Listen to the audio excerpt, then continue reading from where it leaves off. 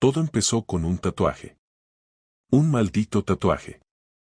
Era sábado, a las 10:30 de la noche, en el cumpleaños de uno de los socios de Clara, mi esposa. Yo no quería ir, pero ella insistió tanto que al final me puse la camisa buena, esa que solo uso para bodas, y la acompañé. La fiesta fue en una terraza en el centro de Madrid, con DJ, camareros con pajarita, y ese ambiente de falsa elegancia que tanto detesto. Clara desapareció a los 20 minutos, saludando a gente que yo no conocía. Me quedé solo con un gin tonic en la mano y cara de ¿qué coño hago aquí? Me puse a hablar con uno de los camareros, cosas de estar incómodo, y fue él, sin querer, quien encendió la chispa. ¿Tu chica es la del vestido negro con la flor tatuada en la espalda?, me preguntó. No tiene ningún tatuaje, le dije, riendo. ¿Seguro? Porque yo mismo se lo vi cuando se giró. Bastante visible. Una flor de loto, justo en la parte baja de la espalda. No dije nada. No podía ser. Clara detesta los tatuajes. Siempre dijo que eran vulgares. Y sin embargo, ahí estaba yo, en medio de una fiesta que no quería, rodeado de desconocidos, con una copa en la mano y una sospecha nueva clavada en la nuca. Cuando la encontré, media hora después, estaba sentada en un sofá, dándole la espalda al tipo que organiza los proyectos en su estudio, un tal Sergio. Él estaba agachado, muy cerca de ella. Demasiado cerca. Reían. No hablaban, reían. Y entonces lo vi. Cuando ella se inclinó hacia adelante, la blusa se deslizó un poco y apareció la punta de un tatuaje que nunca había visto. Ese camarero no se había equivocado. El resto de la noche, ella actuó como si nada. Me abrazaba, me presentaba como mi Álvaro a gente que no me interesaba, y sonreía como si fuera la mujer más fiel del planeta. Pero yo ya no estaba ahí. Algo dentro de mí había hecho clic. Y aunque aún no sabía con quién, cuándo ni por qué, en ese momento supe que mi esposa tenía otra vida que no compartía conmigo. Y yo iba a descubrirla. Desde ya. La mañana siguiente fue un domingo cualquiera en apariencia, pero yo ya no era el mismo. Clara se despertó antes que yo, como siempre que planeaba salir a correr. Se puso sus leggings grises, esa camiseta vieja de la universidad que tanto le gustaba, y se ató el pelo en una coleta rápida. Me dio un beso distraído en la frente y me dijo que volvería en 1 hora, quizás 1 hora y media si se encontraba con alguien del estudio. Normalmente no pensaría en eso 2 veces, incluso me habría vuelto a dormir sin problema, pero esta vez esperé 5 minutos después de que saliera y luego me vestí con lo primero que encontré. No planeaba seguirla, eso sonaba ridículo, pero necesitaba entender si algo realmente pasaba o si estaba volviéndome paranoico por un tatuaje mal visto y una conversación sin pruebas. Me bajé por las escaleras sin hacer ruido, abrí la puerta del edificio y la vi justo cuando giraba la esquina. Caminaba rápido, no trotaba como dijo, ni siquiera llevaba auriculares. Esperé 10 segundos y empecé a caminar en la misma dirección, manteniendo distancia. No sabía qué buscaba, ni cómo reaccionaría si de verdad veía algo, pero no podía quedarme en casa con la duda mordiéndome por dentro. Caminó unas 6 o 7 calles, hasta un bloque moderno con portero automático. Se paró, miró alrededor con rapidez, y pulsó el timbre 2 veces. Al poco tiempo, la puerta se abrió sola, como si alguien la hubiera liberado desde arriba, y entró.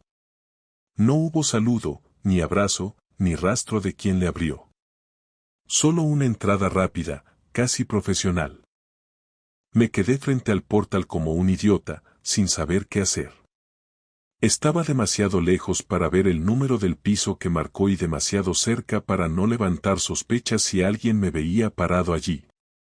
Volví a casa caminando lento, tratando de convencerme de que podía ser cualquier cosa, una visita de trabajo, una amiga, una sorpresa para mí incluso. Pero sabía que no era ninguna de esas opciones. Clara volvió 2 horas más tarde. Traía una bolsa de pan bajo el brazo, sudor en la frente y una sonrisa nerviosa. Me dijo que había corrido hasta el parque, luego se encontró con Paula, una del estudio, y que fueron a desayunar juntas en un sitio nuevo que abrieron por Malasaña. Me lo contó como quien suelta algo ensayado, midiendo palabras, haciendo pausas donde antes hablaba con naturalidad. Asentí sin decir nada, solo observándola. Estaba cansado de hacerme el estúpido, pero no quería apresurarme. El lunes por la tarde, sin que ella lo supiera, fui hasta el mismo edificio. Tomé nota de los nombres en los buzones. Solo uno me sonaba, Sergio Tena, el coordinador de proyectos del estudio. No necesitaba más. No conocía su dirección, nunca había estado en su casa, pero todo encajaba. El tatuaje, la cercanía en la fiesta, las miradas que compartían mientras yo no estaba mirando. Clara no solo me mentía, lo hacía con alguien a quien veía casi todos los días. Esa noche la invité a cenar, algo que no hacía desde hacía meses. Le propuse ir al restaurante italiano donde habíamos celebrado nuestro primer aniversario. Se vistió con entusiasmo, se arregló más de lo habitual y se mostró contenta durante la cena. Yo también sonreí, hablé de todo lo que pude, reí con sus anécdotas, y me aseguré de que se sintiera cómoda. No por amor, ni por costumbre. Lo hice porque quería comparar. Quería ver cómo podía ser tan convincente, cómo podía fingir que nada pasaba mientras yo la miraba sabiendo exactamente lo que había hecho esa misma mañana. Al volver a casa, me duché primero, como siempre. Ella se quedó en el sofá viendo una serie. Cuando salí del baño, entró ella. Tardó un poco más de lo habitual. Cuando salió, su espalda estaba mojada aún y el tatuaje era perfectamente visible, marcado por el agua caliente. Me acerqué sin decir nada y la abracé por detrás. Ella se tensó un segundo, pero no dijo nada. Le besé la nuca, suave, y me separé. Le pregunté cuándo se había hecho el tatuaje. Ella giró la cabeza rápido, con una sonrisa que tardó en salir. Hace 2 meses. ¿No te lo había dicho? Negué con la cabeza. No. Pensé que no te iba a gustar. Lo hice con Marta, por impulso. ¿Y eso? Estábamos de copas, surgió la idea y lo hicimos. Fue una tontería. Por eso no te lo conté. Asentí. Ni siquiera quise discutirlo. Sabía que estaba mintiendo otra vez, pero ya no buscaba una confesión. Quería la certeza, no las explicaciones. Los siguientes días fueron una rutina estudiada. Ella salía, volvía tarde, hablaba menos, y cuando lo hacía, era como si repitiera frases aprendidas. Yo seguía su ritmo, le preguntaba poco y tomaba nota de todo. No por obsesión, sino porque necesitaba ver hasta dónde llegaba la farsa. Descubrí que salía 2 veces por semana, a veces más. Siempre con excusas diferentes. Marta, reuniones de clientes, cenas de networking, cursos de decoración. Yo no decía nada, simplemente me aseguraba de estar presente cuando regresaba. Y cada vez volvía más cansada, con el maquillaje retocado, el pelo revuelto de forma distinta, y esa forma de caminar que tiene quien no quiere explicar nada. Una noche, cuando se metió a dormir, revisé su bolso mientras estaba en la ducha. Encontré un recibo de Uber a las 6:40 de la tarde desde nuestra casa al mismo edificio de Sergio. Esa vez, no pude contenerme. Fui a la cocina, saqué una cerveza, y me la tomé de un trago. Cuando volvió, me miró y notó que algo pasaba. Me preguntó si todo estaba bien. Todo perfecto, Clara. Solo estoy empezando a ver las cosas con más claridad. Ella se quedó en silencio. Me observó con esa mezcla de duda y miedo que alguien tiene cuando sabe que el juego está a punto de acabarse. Y yo ya estaba listo para la siguiente jugada. El día que decidí confrontarla no fue planeado, simplemente ocurrió. Era jueves por la tarde y ella volvió una hora más tarde de lo habitual. Llevaba puesta una blusa blanca abotonada hasta el cuello, pero con una mancha en el borde inferior. Me preguntó qué quería cenar y le dije que ya había comido algo. Se metió directamente al baño, sin detenerse a hablar más. Cuando salió, se puso el pijama rápido y se sentó en el sofá con el portátil. Era la rutina de siempre, la de cada noche desde hacía semanas, pero esa noche no tenía paciencia para ver cómo evitaba mirarme. Me senté frente a ella, apagué la televisión con el mando y esperé a que levantara la vista. No lo hizo. Cerró el portátil lentamente y dijo que si iba a empezar una discusión, prefería hacerlo mañana. Le contesté que no iba a discutir, que solo necesitaba saber con cuántas personas más tenía que compartir a mi esposa. Ella no respondió de inmediato, ni siquiera se mostró sorprendida. Se limitó a bajar la vista, respirar profundo y decir que no sabía de qué estaba hablando. Le dije que sabía perfectamente a dónde había ido esa mañana, que ya no tenía sentido seguir fingiendo, y que si quería salvar al menos una parte de nuestra dignidad, podía empezar por decir la verdad. Me miró durante unos segundos y luego preguntó qué había visto. Le respondí que no necesitaba ver nada, que bastaba con seguir sus pasos y juntar los detalles. Le dije que no hacía falta una cámara ni un detective, que bastaba con conocerla lo suficiente y estar atento a los cambios. Mencioné el edificio, el nombre de Sergio, la hora exacta del Louvre, el tatuaje que nunca había mencionado y que coincidía con el comentario del camarero en la fiesta. Entonces ella se echó hacia atrás en el sofá, cruzó los brazos y me miró con una frialdad que no reconocía. Dijo que no sabía que espiar se había convertido en parte de nuestro matrimonio. Le contesté que no lo era, que espiar es cuando uno no tiene motivos, y que lo mío era simplemente dejar de confiar en quien ya no se molestaba en ocultar nada. Me preguntó qué esperaba que dijera. Le dije que no lo sabía, que en el fondo quizá esperaba una disculpa, o al menos una señal de vergüenza, pero que me daba cuenta de que ni eso tenía ya sentido. Ella dijo que si me había dado cuenta de todo, entonces ¿qué quería conseguir ahora, si ya estaba claro que no podíamos seguir como antes? Le pregunté si lo decía porque no me amaba o porque él era mejor. Me respondió que no era una cuestión de amor o comparación, sino de sentirse viva, de tener algo distinto.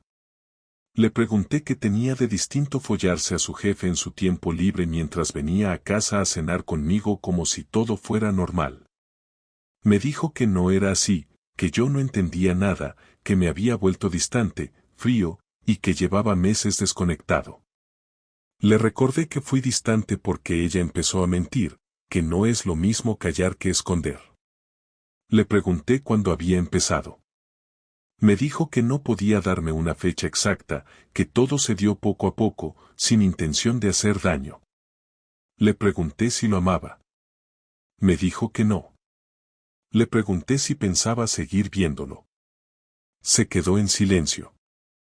Me levanté, fui hasta el armario, saqué una mochila pequeña y empecé a meter ropa sin decir palabra. Ella vino detrás y me pidió que no hiciera eso, que aún podíamos hablar. Le dije que lo estábamos haciendo, pero que la conversación llegaba tarde, que la honestidad debería haber aparecido antes de cruzar ciertas líneas. Ella me dijo que no quería perderme, que todo esto había sido confuso, que no lo planeó, que simplemente pasó. Le respondí que nadie planea traicionar, que no hace falta planearlo, que simplemente se elige, se ejecuta y luego se esconde. Me preguntó a dónde iba. Le dije que a casa de mi hermano, que no iba a quedarme una noche más con alguien que me mentía con esa naturalidad. Intentó abrazarme, pero la aparté. Le dije que esa era precisamente la diferencia, que yo nunca había tenido que fingir nada con ella, que ni siquiera en los peores momentos se me habría ocurrido involucrarme con otra persona sin antes hablarlo. Me miró con los ojos rojos, pero no lloró. Cuando llegué a la puerta, Me dijo que no quería que esto terminara así. Me giré y le pregunté cómo creía que iba a terminar, si esperaba que yo aceptara todo y que siguiéramos como si nada. No respondió. Le dije que pensara muy bien lo que quería hacer, porque lo que había roto no era un capricho ni una aventura, era nuestra vida entera. Cerré la puerta sin decir adiós. Esa noche no dormí. Mi hermano me recibió sin hacer preguntas, me ofreció una cerveza y me dejó solo en el salón. Me senté en el sofá, con la mochila a un lado y el teléfono en la otra mano. Clara no llamó. No escribió. Supongo que estaba esperando a que fuera yo quien diera el primer paso. Pero esta vez, no iba a hacerlo. Esa noche entendí que ya no podía volver atrás, que si lo hacía, sería traicionarme a mí mismo. Y eso era algo que no estaba dispuesto a permitir. Pasé el fin de semana en casa de mi hermano, sin decirle mucho. Él sabía que algo grave había pasado porque no soy de los que hacen maletas por un simple enfado. Me dejó el sofá cama, me dio espacio y no preguntó más de lo necesario. Yo pasé la mayor parte del tiempo en silencio, pensando. No en Clara. En mí. En cómo me había tragado esa mentira durante meses y cómo había aceptado señales que ahora eran imposibles de ignorar. No estaba triste, tampoco roto. Estaba en otra fase. La del cálculo. La de decidir qué hacer con todo lo que sabía. Y ahí empezó lo que podría llamarse mi venganza, aunque para mí era más bien justicia. El lunes llamé al estudio de diseño donde trabajaba Clara. Pedí hablar con el encargado de administración, alguien que no la conociera directamente. Me presenté con otro nombre y dije que tenía una propuesta laboral para Sergio, su coordinador. Que necesitaba comprobar referencias antes de hacerle una oferta formal y que me preguntaba si podrían confirmar ciertas cosas. Me dijeron que enviarían un correo de confirmación y que lo verificarían internamente. Colgué sin dejar más datos. No me importaba si funcionaba o no, solo quería dejar una semilla de duda en su entorno laboral. No para arruinarle la vida, sino para ponerle algo de presión. Saber que el otro podría tener consecuencias profesionales era suficiente para incomodarla. Después, llamé a Marta, su mejor amiga. No éramos cercanos, pero habíamos salido en grupo varias veces. Fingí que necesitaba su ayuda para organizar una sorpresa para Clara. Le dije que había preparado un video con fotos de nuestro matrimonio para nuestro aniversario y que quería incluir imágenes recientes, incluso del estudio. Le pedí si podía grabar algunos segundos en los que Clara apareciera trabajando, para completar el montaje. No fue difícil. A Marta le encantan las cosas emocionales, así que aceptó enseguida. Me envió 3 vídeos cortos esa misma tarde. En uno de ellos, Clara y Sergio estaban hablando muy cerca, riendo. Él le tocó el brazo de forma casual, pero claramente íntima. El tipo de cosas que se notan cuando ya sabes la historia detrás. Guardé los vídeos, no para publicarlos ni hacer un escándalo, sino porque eran útiles. Ese mismo día creé una cuenta de correo nueva, con un nombre falso, y desde ahí le escribí a Clara. El asunto del correo era claro, yo también sé lo tuyo con Sergio. Dentro, solo incluí una frase, no eres tan discreta como crees. Sin firma, sin datos, sin amenazas. Lo envié desde una cafetería, con un portátil ajeno, usando Wi-Fi pública. Sabía que eso la haría entrar en pánico. No por miedo a mí, sino porque ahora sabría que alguien más, alguien fuera de nuestra casa, conocía lo que estaba haciendo. Esa noche volvió a escribirme por primera vez desde que me fui. Un mensaje largo, sin emoción, pidiéndome que habláramos.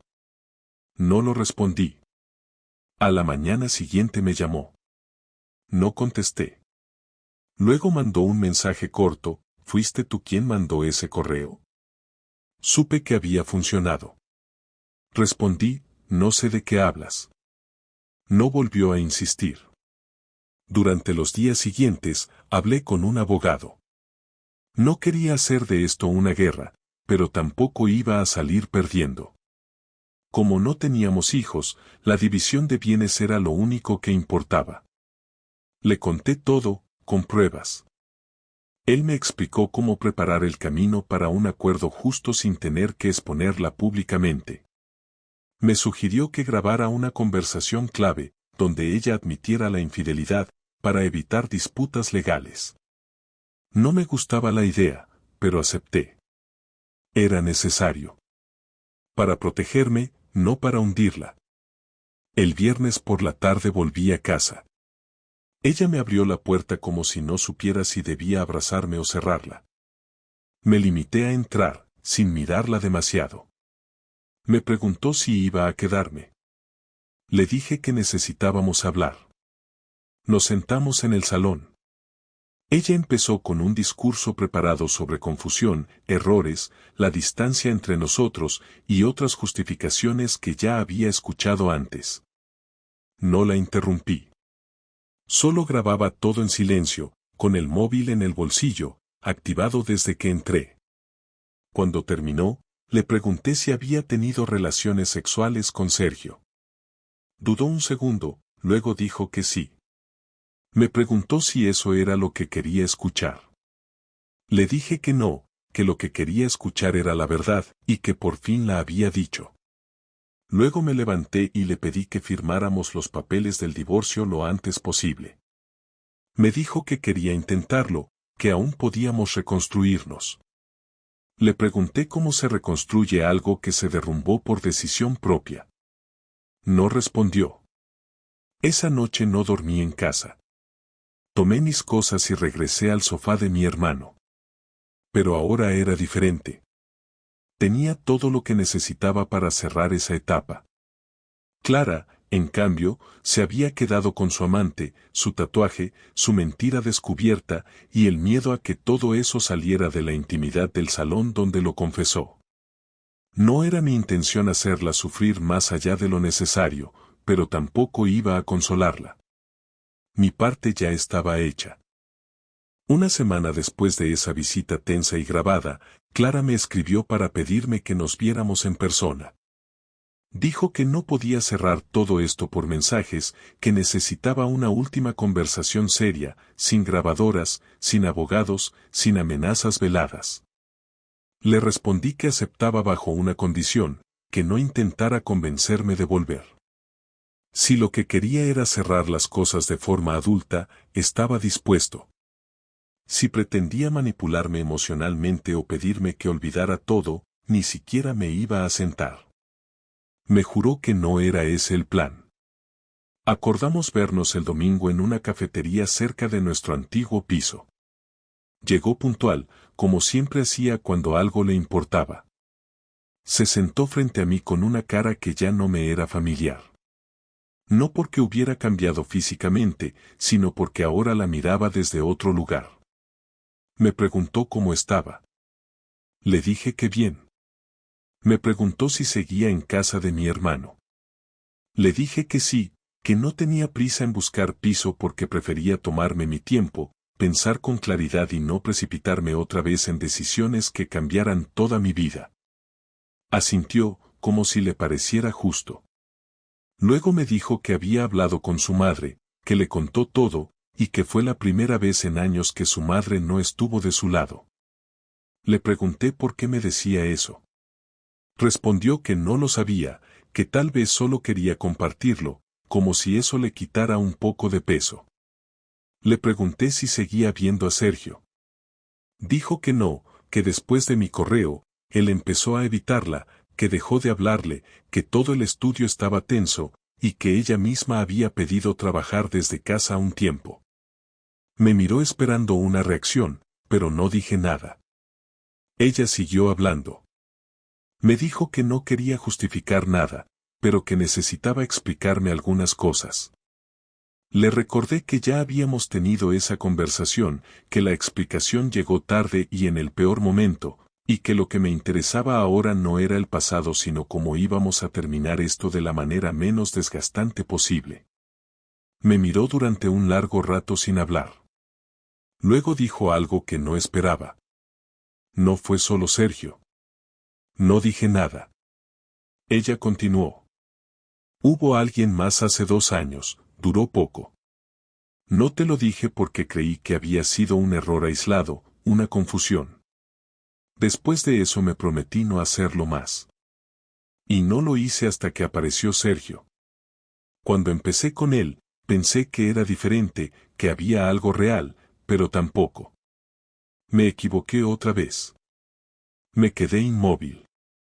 No me dolió lo que dijo, no me generó rabia ni sorpresa. Me resultó casi indiferente. Le pregunté si me lo decía por culpa o por limpieza. Dijo que por limpieza. Le respondí que llegaba tarde, que 2 traiciones no se limpian confesándolas después de ser descubierta. Que eso no era honestidad, era un intento de quedar en paz consigo misma. ¿Alguna vez me amaste de verdad? Pregunté. Sí, Álvaro. Y te juro que nunca planeé hacerte daño. Pero pasaron cosas, y me dejé llevar. Y cuando quise volver atrás, ya estaba demasiado metida. No estabas metida. Estabas cómoda. Tal vez. Pero eso no significa que no me importes. Ya no importa si me importas. Lo que importa es que no tuviste el mínimo respeto por lo que construimos. Eso no se arregla con arrepentimiento. Ella asintió en silencio. Tomó un sorbo de café, luego lo dejó sin beber. ¿Y ahora qué? Preguntó. Le dije que el abogado tenía todo listo para presentar el divorcio. Que íbamos a dividir los bienes en partes iguales, sin guerra, sin peleas por el piso o por los muebles. Que no iba a ir tras ella para arruinarle la vida, pero que tampoco iba a protegerla si las consecuencias de sus actos empezaban a caerle encima. Me dijo que entendía. Que le parecía justo. Que agradecía que no hiciera de esto una guerra, porque sabía que si lo hubiera querido, tenía con qué hacerlo. Le dije que no lo hacía por ella, lo hacía por mí, porque no quería arrastrar esta historia más de lo necesario. Cuando nos levantamos para irnos, me ofreció la mano. Dudé un segundo, pero la estreché. Fue un gesto seco, sin emoción. Me preguntó si podía escribirme algún día. Le respondí que podía intentarlo, pero que no prometía responder. Dijo que lo entendía. Nos fuimos en direcciones opuestas. No miré hacia atrás. No quise ver si se giraba, si lloraba, si esperaba algo. Porque ya no me interesaba cómo terminaba su parte de la historia. La mía estaba llegando al final que yo había elegido, no el que ella había diseñado. 2 meses después de aquella última conversación con Clara, firmamos los papeles del divorcio en un despacho frío y sin adornos. Entramos, hablamos poco, firmamos, nos fuimos. Ella se fue primero, sin mirarme al salir, como si de verdad supiera que no había nada más que decir. Yo me quedé unos minutos más, no por nostalgia ni tristeza, sino por necesidad de estar solo, de cerrar ese capítulo en silencio, sin despedidas teatrales.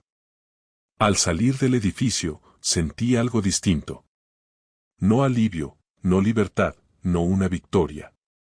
Era más simple que eso. Era la sensación clara de haber terminado algo que ya no podía salvarse, algo que no dependía de cuánto lo hubiera querido proteger. Volví a casa de mi hermano, recogí mis cosas y me mudé a un pequeño piso en Lavapiés, donde no conocía a nadie y donde nadie me conocía. Elegí ese lugar por eso mismo. Quería empezar sin contexto, sin historia, sin gente preguntando por Clara o por mí. Necesitaba ser un tipo más, uno que empieza de cero sin tener que explicar por qué. Los primeros días en el nuevo piso fueron extraños, pero soportables. No tenía casi muebles, solo lo justo. Una cama, una mesa, 2 sillas y un sofá de segunda mano. Me gustaba esa austeridad. No por romanticismo, sino porque no quería nada que me recordara a la casa anterior, al comedor donde ella decía que me amaba mientras pensaba en otro, a la cocina donde cocinábamos juntos antes de que todo se fuera al carajo. Me adapté rápido a mi nueva rutina. Trabajo, gimnasio, comida rápida, noches tranquilas. Había algo casi terapéutico en tener control absoluto de cada cosa, de no tener que compartir horarios, decisiones o silencios forzados. Un día, Clara me escribió. Solo dijo que esperaba que estuviera bien y que deseaba que encontrara paz. No respondí. No porque estuviera enojado, sino porque no tenía sentido hacerlo. Ya había dicho todo lo que tenía que decir. Ella sabía quién era antes de hacer lo que hizo, y eligió actuar como si yo no importara. Agradezco que no insistiera. Nunca volvió a escribirme. Supongo que entendió que ya no tenía espacio en mi vida. Nunca pregunté por ella. No le conté a nadie de nuestro círculo común lo que había pasado. No me interesaba convertirme en una historia de lástima o en un chisme de sobremesa. Era mi historia, y decidí guardarla para mí. Mis amigos más cercanos supieron que me había separado, pero no pedí explicaciones ni ofrecí detalles. Con el tiempo, dejaron de preguntar. Aprendí cosas que no esperaba. Que se puede convivir con la decepción sin que te destruya. Que se puede confiar en uno mismo incluso cuando la persona en la que más confiabas te falla. Que la traición, aunque duela, también libera. No porque te haga más fuerte, sino porque te obliga a reevaluarlo todo, a dejar de dar por sentado lo que pensabas que era sólido. También entendí que hay momentos en los que no hace falta venganza, porque la verdad por sí sola destruye más que cualquier plan calculado. Yo no busqué arruinarle la vida a Clara, ni humillarla. Solo hice lo que era justo para mí. Me protegí. Me alejé. Y eso fue suficiente. Hoy, después de todo, no la odio. Tampoco la extraño. Lo que tuvimos fue real hasta que dejó de serlo. Ella fue una parte importante de mi vida, sí, pero también fue quien eligió borrarse sola de ella. No puedo cambiar lo que pasó, ni quiero hacerlo. Aceptar eso fue más difícil que dejarla. Pero lo hice. Sin ayuda, sin terapia, sin gurús de internet. Solo con tiempo, silencio y distancia. Volví a salir con gente, sin urgencias, sin expectativas absurdas. Conocí a una mujer en una librería, hablamos una hora entera sobre libros sin mencionar a nadie más, sin revisar el móvil, sin presión. No sé si saldrá algo de eso, y la verdad, me da igual. Lo disfruté. Fue suficiente por ahora. No sé cómo será mi vida de aquí en adelante. No tengo un plan. No necesito uno. Solo sé que no me perdí a mí mismo en medio del desastre. Al contrario, creo que me encontré.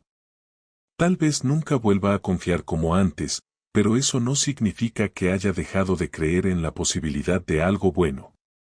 Solo que ahora soy más selectivo, más cuidadoso, más consciente de lo que merezco.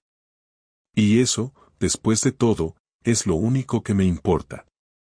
No soy la víctima de esta historia, tampoco el héroe. Solo fui un hombre que eligió no seguir viviendo una mentira. Y con eso me basta. Clara se convirtió en un recuerdo más, uno que ya no duele. Y yo, por primera vez en mucho tiempo, estoy en paz.